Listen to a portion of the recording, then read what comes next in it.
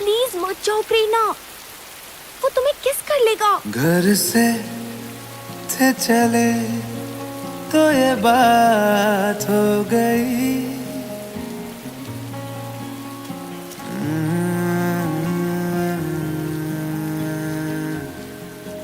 घर से थे चले तो ये बात हो गई। न जाने क्यों उनसे मुलाकात हो गई। नजरें ऐसे वो टकरा गई कि हमें आशिकी आ गई कि हमें आशिकी आ गई।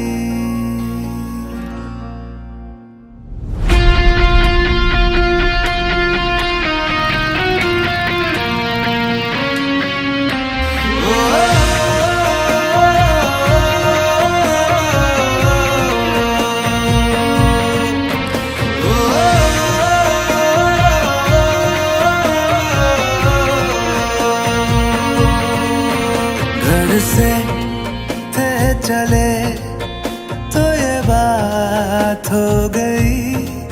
न जाने क्यों उनसे मुलाकात हो गई। नजरें ऐसे वो टकरा गई कि हमें आशिकी आ गई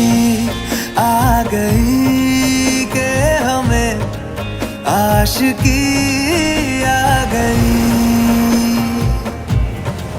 यार की दिलकशी भाग गई कि हमें आशिकी आ गई।